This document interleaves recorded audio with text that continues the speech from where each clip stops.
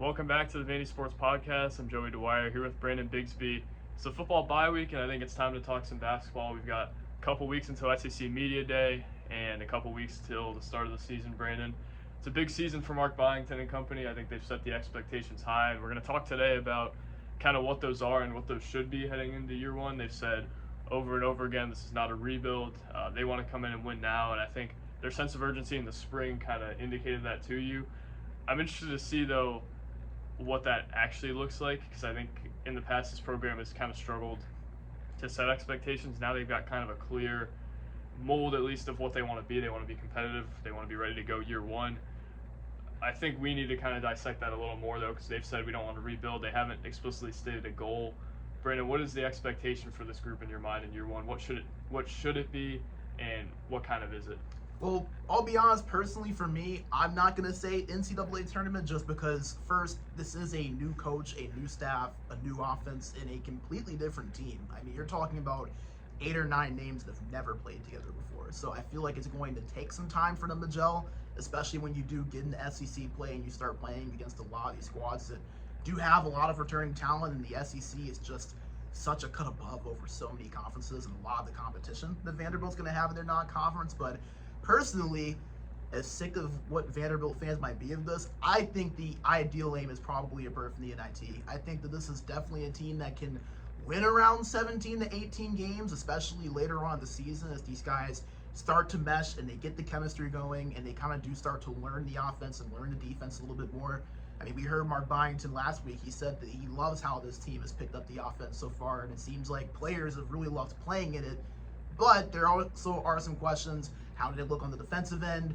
How did the rotations look? How did they mesh together? Is that chemistry really going to be there?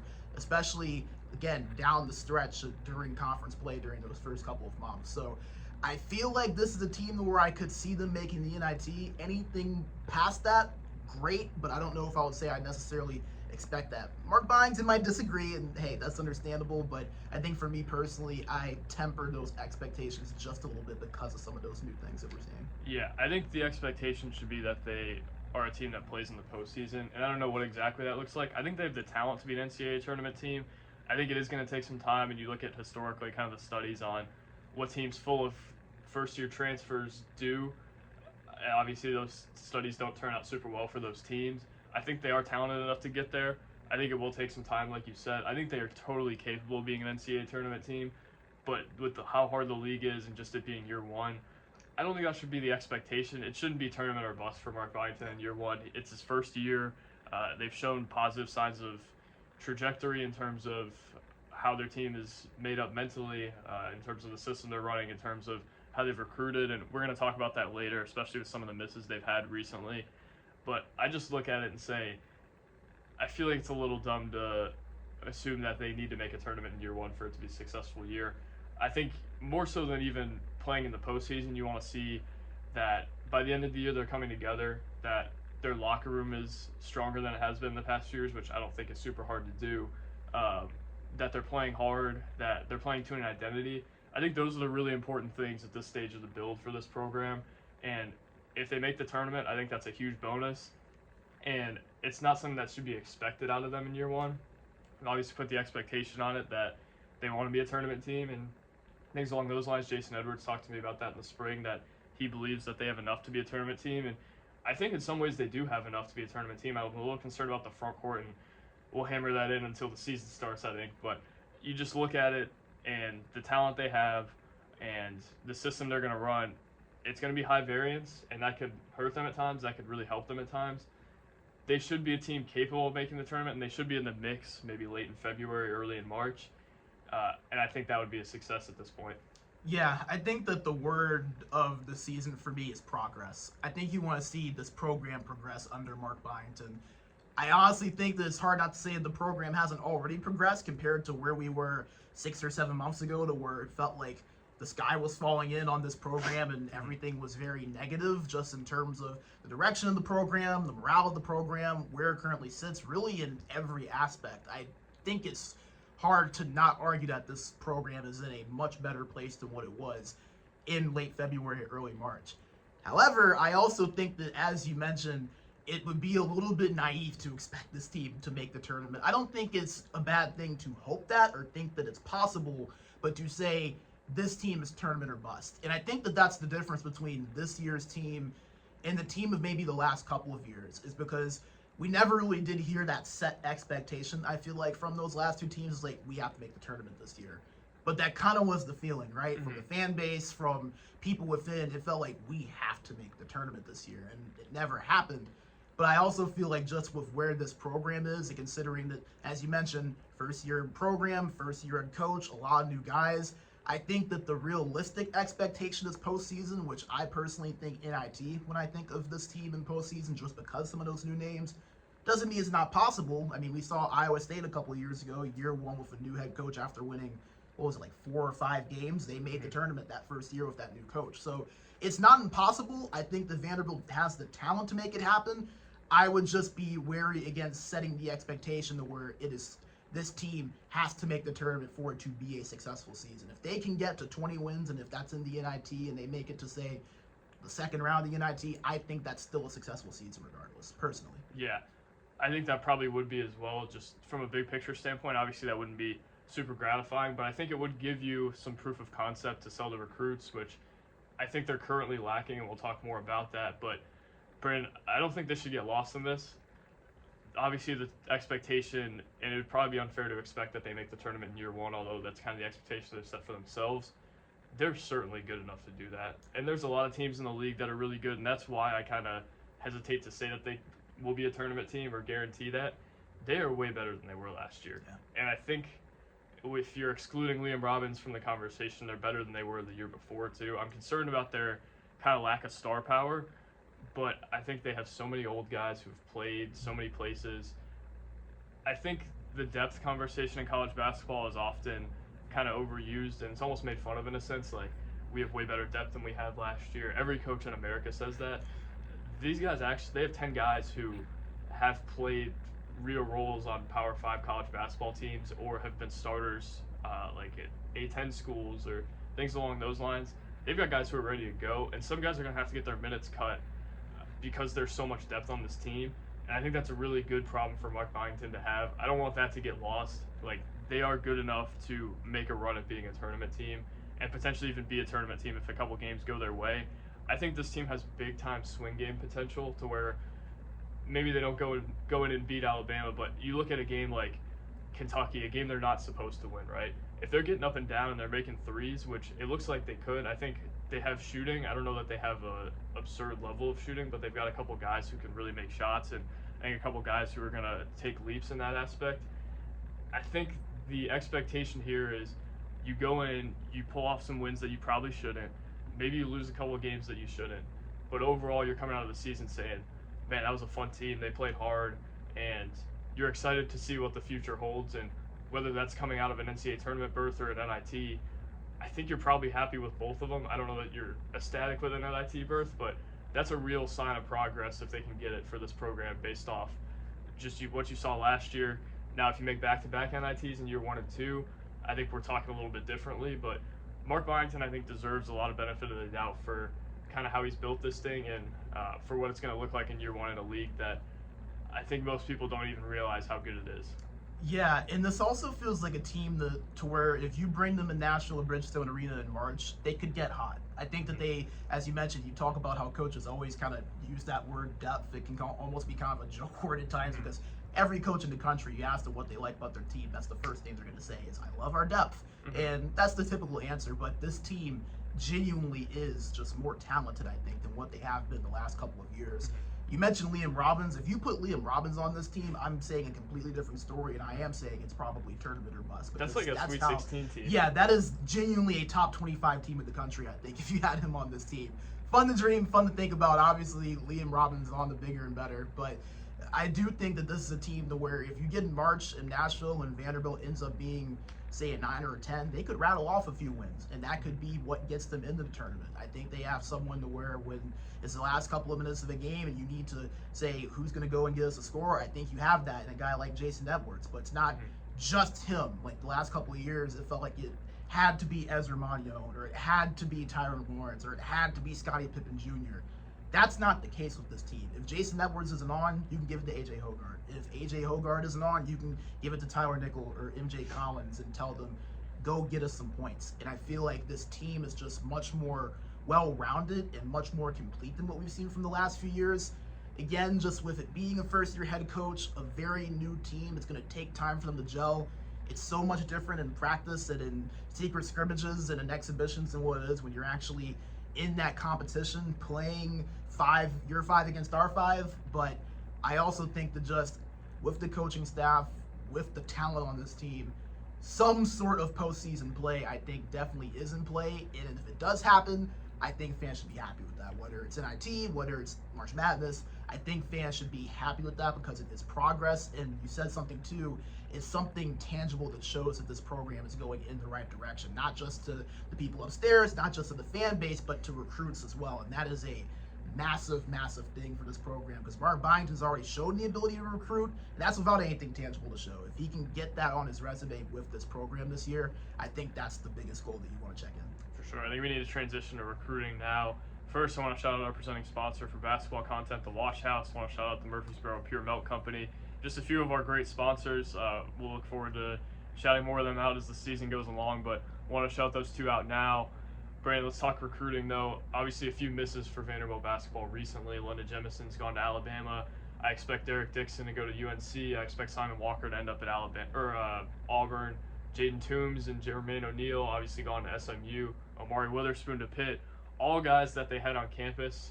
O'Neal's the only one who I haven't had confirmed, but I believe he was if they were in his top two. Brandon, that's a lot of misses. They have one commit in Jalen Dean Vines, and a lot of their board is kind of wiped out now. Cam Ward is the one that comes to mind that's still on the board. I think they're probably going to have to expand it. Why are they not getting these guys? I'm not quite sure. Their NIL seems to be more than competitive to this point from everything that's been indicated to me. I think what it comes down to, and I'm going to leave it here with you, their on-court product is not a given yet, and they had trouble scheduling games in the non-conference as a result of that. And I think recruits who have offers from schools like Auburn, who you know what Auburn is, you know they're going to have a good environment every night. Alabama, I think it's going to take a while to compete with them for guys like that. UNC, there's just, and I think they could overcome those schools because they have such strong NIL at some point, but they just have no proof of concept on the floor, and I think that's what's really going to put them over the edge if they're going to get there. They have to show that they can win and that their system can work in the SEC. And I think that's probably the holdup right now. Not that people don't think it can. Nobody's seen it yet, though, and I wonder if that's something that's holding them back right now. Yeah, and I feel like the first thing that kind of comes to mind in terms of the comparison is the reason that you may not go to a new restaurant the first week is because there's no track record of whether they're good or not. You've never been there. You don't know anyone that's been there. So more than likely, you're going to be more hesitant to spend your money there compared to a place that you know. And I feel like recruiting in this sense is very similar because it's great to have NIL and it's great to have, these new facilities and everything. And Vanderbilt, to their credit, has done such a great job at making Vanderbilt a more attractive destination. Mm-hmm. This program is 10 times more attractive, I think, to these top recruits than it was even 2 years ago, let alone 5 or 10. But as you mentioned, Joey, there's just not that tangible track record of what this team is and what this program is under Mark Byington. It's easy to sell a dream, but it's a little bit harder to actually make that become a reality. And if you're a guy like London Jemison, as you mentioned, where you're a top 100 recruit, you have a lot of options from places like Alabama, a team that was a number 1 seed in the country just 2 years ago. You're probably going to be a little less hesitant to go there where you have a set culture, a set program, a team that you know is going to be a tournament team, could very well be a Sweet 16 team when you get there, compared to a program like Vanderbilt that, though is trending in the right direction, it looks like they do have the coach, they do have the roster. There's nothing tangible to show that this Mark Byington regime works. And it's not to say that it doesn't, it's just there's no physical proof that it does. We don't know how this play style is going to work in the SEC. We don't know if it's going to fit. We don't know how this team is going to look. There's just a lot of unknown. There's a lot of mystery there. And when you're talking about a guy's future, and you're also adding the NIL aspect of it as well, it's just a tougher sell until you actually go out there and show what this team and what this program is capable of. So I don't think that it's anything to panic about. It's so early. rebuilds don't happen overnight. You don't just start getting 4 and 5 star guys overnight when you're a program like Vanderbilt that barely got past 10 wins last year and has a totally new regime this year. Didn't get past 10 wins. Yeah, it didn't get past 10 wins, so that kind of shows you. But it's going to take some time. And I think that once they get on the floor, if they do meet those expectations that we're talking about, if they can show that they're competitive, if they can show that this system and this play style works in the SEC and there's tangible progress, then I think you can start looking at it and saying guys are going to want to be here and they're going to come here with less hesitancy. I thought they maybe had a shot at Jermaine O'Neal Jr. I was a little surprised they were in his top 2 personally, but I think that's encouraging that they even were, especially that he is a Texas guy. So is Combs. So SMU was going to have that inside track. And remember, they're not a school that's in the American anymore. They're in the ACC. So having that conference advantage, the ACC, arguably just as good of a basketball conference as the SEC, maybe a slight step below, but it depends on who you ask. So I wouldn't be overly concerned yet. Personally, I can understand it's disappointing and it can be concerning to see all of these guys on your board leave in like a 2-week span, but I wouldn't be overly concerned about it yet, just because I think you have to keep in perspective where we currently are today, not where you think we could be, and that's the big thing. Yeah, I look at it and I look at who they're losing to, and it's not like they're losing to Boston College. Yeah. They're losing to SMU, who has a ton of NIL capability, who recruited 2 Texas guys, and Jermaine O'Neal Jr. and Jaden Toombs. I just look at Auburn, they're going to lose to for Simon Walker in all likelihood. North Carolina, Alabama, these are really tough schools to beat out. And the fact that they're in it, I think, tells you something. I think their pitch is resonating with guys. I think guys do like Mark Byington and staff. I think they've done a nice job kind of pairing up recruiters on guys. The fact that they're even in the conversation for guys like that and they're not recruiting top 150 guys, they're recruiting like top 50, top 100 guys at the like bottom of the totem pole. They're recruiting top 100 guys. I think that's a real tangible sign that their pitch is working, even if they're not quite getting results from it. They're getting in those top 8 lists, they're getting in the top 5 lists, things along those lines. And I think that's a big step, at least PR wise. And Clark Lee talked about a couple weeks ago, you don't want to get lost in the PR of it all. But I think the PR here is pretty good. It's not as great now that you're losing on those guys, but you're making a top 3 for Amari Witherspoon. You're getting official visits from Derek Dixon alongside North Carolina and Arizona. So clearly guys are buying something they're selling, and I think a lot of that is NIL related. I think their NIL is more than capable, but you've got to have something to go along with it, like we've said. And I think Chris and I have talked about this in the past. They're probably going to have to pay a Vanderbilt has not been good in the last 5 years tax, if that makes sense. Guys, if the school like Arizona offers a guy $500K and Vandy offers the same guy $500K, it's probably going to go to Arizona, right? So they're probably going to have to overpay for some of these guys just as a result of the lack of proof of concept. And I think that's something to not get lost in as well, because you look at it and say, man, they're offering these guys all these big deals. Jaden Toombs, the guy who I was told they offered a good amount to, and I think it was more than what anybody else offered him. But they're having to pay the tax of, well, Vanderbilt has not been good the last 5 years. Why would I go to Vanderbilt, right? So I don't think it's anything to do with this staff necessarily in that regard, but I think they've got to start closing at some point. I think they're still going to put together a fine 2024 class, or 2025 class. Tyler Tanner's 2024, but I just get the impression that there's going to be a better class on paper than you would think when it's all said and done. But I think they're going to have to go down the recruiting board a little bit, and they're maybe going to have to adjust in this cycle, at least, from getting top 50 and top 100 guys to maybe top 150 guys or guys that they can develop. I think they want 3 or 4 in this class, and I think that's going to have to come from guys that probably currently are on the board. It is interesting to me, though, just to look at how they're in the mix for these guys, and that gives me optimism that if they go and say they win 20 games this year, or they win 18 and get to the NIT, and they're a fun team, they've got some returners, that maybe the next year that's when they can make a splash like Notre Dame did last night, getting a top 15 guy. Or you could get your Scottie Pippen Jr. or Saban Lee, or I guess in recruiting rankings terms, you get your Lee Dort, right? So I think the proof of concept needs to be there, but I've got a lot of optimism that they have something in terms of their pitch that guys are listening to. Yeah, and I think you made a good point there, too. The fact that these guys are listening, a Witherspoon, someone of that caliber, putting Vanderbilt in their top 3, Jermaine O'Neal, having them in his top two. And I mean, you mentioned Toombs. It sounded like both him and O'Neal they had a shot at. They had an inside track. SMU, again, this isn't the SMU of 5 years ago, to where NIL wasn't even a thing. They were a team in the American Conference that typically could compete over there or maybe make a tournament, but this is a much different SMU program than what it was 5 years ago. If this was 5 years ago when this was the same situation, maybe Vanderbilt does get those two guys. I don't know.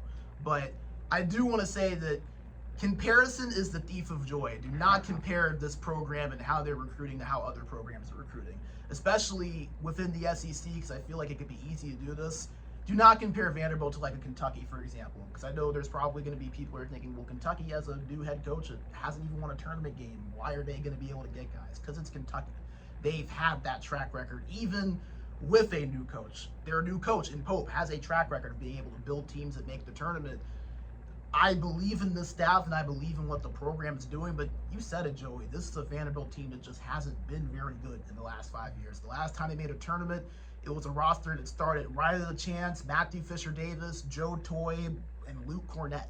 Luke Cornett just won an NBA championship and is playing in his 7th season in the NBA. So that tells you how long it's been. These recruits were like 12 when they last made the tournament, man. They don't remember when Vanderbilt was good. So it's going to take some time. Vanderbilt's going to have to build that reputation, and they'll get there, I think. But the fact that I think that they're even in the conversation and are in the mix with these schools like UNC, like Arizona, like SMU, I think that that's a positive for the program. So I think it just kind of depends on how you look. I wouldn't really compare it too much to them right now just because of where Vanderbilt has been lately. In a year, I think it's a much different conversation, and maybe that's the difference in getting some of these top 50 guys for the class of 26 if they do have the year that they expect to have. But for where we're sitting right now on September 27th, 2024, it's just a tougher sell, and you kind of do, I think, have to pay that tax of this team has not been relevant in the national scales for 7 or 8 years. Right. I think their pitch is also more applicable with transfers at the moment, guys who kind of want to come in and win right away, because I think they're seeing what's built in the short term versus what the program is on a larger scale. I think NIL is probably more important to a guy that has 1 year left rather than a guy who has more earning potential with 4 years left. So I just look at transfers as maybe their path, and that's what they have this year. They have a roster full of them. They don't really have a whole lot of freshmen. They have 2. And I want to bring up the mic'd up video with Mark Byington. I thought, I don't know if you saw it, but I saw the teaching with Jason Edwards. I thought that was really interesting how they're kind of pushing him to be more aggressive. I guess this is just a whole State of the Union on Vanderbilt basketball. But the reason I bring that up is to talk about Karis Bilal, one of their 2 freshmen, running scout team. I would expect that he is not in the rotation and maybe takes a redshirt year.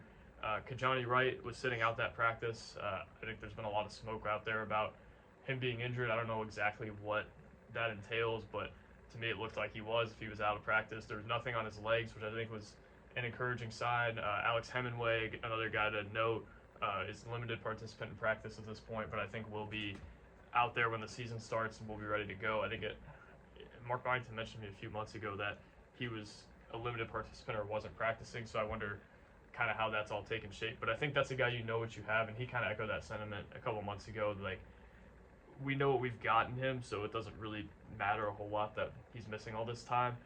Those are kind of 3 notes I had, but I thought it was interesting to see Mark Byington teaching and kind of in that setting. But the reason I bring that up is just because Karis Bilal, one of their 2 freshmen, I think they're going to have enough vets year to year to where their recruiting blueprint looks like maybe they could redshirt a guy here or there. And that's interesting to me. I think Jalen Dean Vines is a guy that is a real redshirt candidate and a guy that I think they've had those conversations with. So I'm interested to see kind of how that all unfolds. That's another layer to it. They're going to be old, and I think they're going to be deep every year. So I don't think they're going to necessarily need freshmen to go. I think Tyler Tanner is going to be a guy who could play. But, I mean, they've got a lot of veteran guards. They've got Grant Huffman. They've got A.J. Hogarth, Jason Edwards. So it's not like you necessarily need him out there. And I wonder if that's another layer to maybe why they can't get guys to this point, or maybe why they're looking for a different caliber of guy. But I think if a freshman comes in and he's good enough to play, Mark Byington's going to play. Look at Jalen Carey last year. Yeah, and I do also think that the fact that Tyler Tanner is not being expected to step in immediately and take on a significant role tells you where this roster is, because it is that deep. It's not that he's not good enough. I think that Tyler Tanner could come in and play pretty good minutes with what he's shown so far and the things we have heard so far from the summer. But there is that depth and there is a lot of experience ahead of him. And I think that you do value that. And that's something that I don't know we would be saying the last few years. So I think that is a positive thing. But you mentioned Karis Bilal and the possibility of him redshirting. If you go back to our conversation in July about him and Tyler Tanner in this 2024 class, this is kind of what we were saying could happen. Is Karis Bilal probably doesn't play too much. We weren't sure about the red shirt possibility, but we did feel like that was a possibility, and I don't think that's a bad thing. Let him sit. Playing time is going to be pretty sparing anyways, unless it's those games to where you're up by 40 or 50 in the second half and you have 12 more minutes to play, so you want to give him experience. There just wasn't going to be that inside track to him getting on-court experience in terms of those games anyways. So if you are the staff, if you are Karis Bilal, why not save that eligibility and save that extra year, have them growth in your program? They're already building the culture. There is going to be more of an inside track, I think, for minutes. Next year, you're going to have some guys that are graduating. You might have a couple of transfers. You never know. So I think that it makes sense for both sides if they do decide to take that route. It's not something I would be too worried or too panicked about. I think everyone kind of felt that he was going to be more of a long-term project, so to speak, and that the potential for him to be a really good SEC guard is there. It's just not there yet. You have to take that time to really grow it and let him kind of nurture his game and find his game a little bit at this level. That high school to college level, especially in this conference, is a massive leap. You don't want to put him in a position that's going to hinder that development. So if him taking that redshirt year is what he needs, I personally wouldn't panic too much about it or think too much of it. I actually think it's a beneficial thing because the minutes weren't really going to be there for him consistently anyways, especially once we really get into December and you get into that tough non-con schedule and you get into the SEC schedule in the new year. Yeah, I think that's something we're going to have to ask Mark Byington about next time we talk to him is whether Karis Bilal will redshirt or not. Because you look at that film, he's literally wearing a red shirt. So I wonder how much that tells you. But a little bit of a giveaway. Maybe a little bit. But I think Vanderbilt basketball, expectation-wise, is a little bit different than it has been in the last couple years. And I think we'll wrap up with that. Brandon, what does a successful year one look like to you in terms of results, in terms of process, in terms of what you're seeing on a night-to-night basis? If you're a Vanderbilt fan or even in your current role as a media member, what does a successful year one look like for Mark Byington that leaves you going into the offseason and into the portal saying, well, they don't have to completely revamp this thing. I feel pretty good about where they're at. I think just a postseason appearance of any kind, I feel like is a success with this program, considering that this is a team that, like you said, did not hit 10 wins last year. Like, that is extremely hard to do almost nowadays in the SEC. So I think that considering where this program was 6 or 7 months ago, knowing that you have a totally new staff, a totally new roster of guys, you only had 2 or 3 returners and 2 of them were walk-ons. So just considering where this program was and the direction that you want to see them head in, if this team can make the postseason, whether it's the NIT, whether it's winning an SEC tournament game and getting past that, I just want to see this program make that tangible progress that can help them in these recruiting battles in, say, a year from now. And if they can get to that point, I think that's a successful season. Perception is absolutely everything. And perception around Vanderbilt basketball for the last 7 or 8 years is that they're a program that is not great. They're not going to make the tournament. They might get hot in February and make it to the NIT, and that's about it. You want to kick that perception, but I don't think it's fair to expect a staff in their first year to kick it in 1 year. Give them that time, see what they do, let them kind of get themselves together, especially with a new roster that's going to take some time to gel in a really tough conference, arguably the best conference in the country this year. I think if they can make the NIT, win 18, 19 games, that is a success to me because I think that shows progress and that can take that step forward, not just in-house, but in recruiting as well. Yeah, I hesitate to disagree with you there. I think the tournament should always be the goal, should always be the expectation. But in year one, I don't think you could ever bag on a guy for not making the tournament, especially with what he inherited, which was essentially nothing. They've completely turned the roster, but the SEC is so tough. I think you're looking at a 10th or 11th place finish with a couple marquee wins is probably something that you are pretty happy with at that point, especially considering how good the league is projected to be. I think you got to win all your bye games. Probably got to get a couple marquee wins in league play, but you're not expecting them to go and win 13 league games or anything along those lines. You're expecting them to just be competitive, and you're expecting them to show the right things in terms of their leadership with Mark Byington, their leadership in terms of their being player led, in terms of their playing hard, and I think you want to see that style play in the SEC and see that it can work. Because I think it can. They beat Wisconsin in the tournament with it. They beat Michigan State at Breslin Center last year with it. So I think it's certainly every sign that we have is indicative that things will be positive this year. I think we just got to see that they are. And the tournament, I think there's obviously going to be some level of disappointment if you don't make it, especially because there's a couple guys who are fifth-year guys who don't want to not play in the tournament, right? But also, I think making the postseason and just being a team that is in the mix for the NCAA tournament and maybe has a few games that are up the air that determine it. Maybe you have look at the second to last year under Stack where they beat LSU, they're probably in the tournament, right? Or if Lee Robbins doesn't get hurt. If you're looking at that and saying if this happened, they would be in the tournament, or if this happened, they would be in the tournament, I think that's a great sign. But I think right now, you're looking at the season and saying they've got enough talent to where if everything goes right, they can make the tournament. And I think that's a really good sign heading into year one because I certainly was not expecting that with how deep of a hole they were in before they hired Byington on the player personnel side. Yeah, and I think too that, at least in my opinion, I don't know if you agree or disagree with this, Joey, but I feel like if Vanderbilt's not in the SEC, if they're a Big East team or an ACC team or a Big Ten team, the conversation maybe is a little bit different because the SEC is so deep. You have to remember, this is a conference that just added Oklahoma and Texas, two teams that have been NCAA tournament locks for the last 5+ years now. So that also adds another layer to things. But as you mentioned, it just feels like if they can take that tangible step forward, if you see that progress, obviously the tournament, that should be the golden house. You don't go into a season and say, man, if we make the NIT, that is great right there. That's not what these guys came for, and I understand that, and that shouldn't be the expectation for them. Mm-hmm. But in terms of the outside, in terms of upstairs, I think that you have to also be realistic in understanding the situation and understanding the context and the circumstances that you have a coach that's coming in his first year. Also, you have to remember his first year coaching a high major program. He was at Georgia Southern and then James Madison. So this is his first year in the SEC too. Very new roster. It's going to take time to gel. A team that maybe could take time to get used to his system because they're new to him outside of Jalen Carey. So you have to consider some of those things, and I think that Vanderbilt, I wouldn't be surprised if maybe they start out a little bit slow in January, have a pretty decent non-conference, and then really start to pick up in February or March to where you start hearing about them maybe in some outside bracketology talks. It kind of sounds eerily similar to Vanderbilt those last few years of the Stackhouse era outside of last year. But this is so different because of those factors. And I think that if you do take that step forward and saying, okay, they might have not made the NCAA tournament, but they won 18 or 19 games. They're around 500 in a really hard SEC. They made it to the NIT, maybe won a game or two there. I think you're happy with that because that shows the progress. It shows that step forward. And to me, progress is what you want to see in a rebuild like this. It's not going to happen overnight. You can't fix everything in one season, and that's okay. It's going to take time.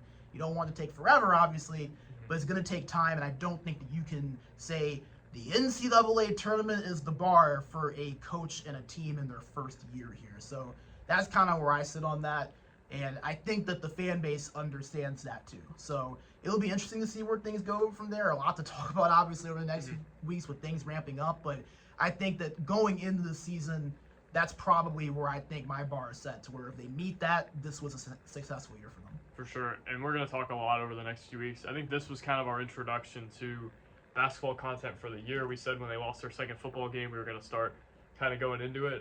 Clark Lee and company almost made that delayed a few weeks, but now we're looking at it as time to talk about basketball, at least in the midweeks. We're obviously going to be primarily football moving forward, but Brandon, we're going to be looking at this for the next couple weeks through the lens of what they need to do to make the NCAA tournament, and I think that's the internal expectation, and you've got to kind of play to that, but it's not a completely unsuccessful year if that's not the case. So we'll be talking more about it. We'll get more into specifics. Media day is in 2 weeks, I believe. So we'll talk more about rotation size soon. We'll talk in terms of their personnel and kind of what they have, where they're strong, where they're weak. We'll figure all that out. But Brandon, thanks for joining me today. And I think it was a nice introduction to basketball season, a little Vanderbilt basketball State of the Union before we get started on our basketball content for the year. So Brandon, thanks for joining me, and we'll talk soon. thank you all for watching, and tune into the Vandy Sports Podcast soon.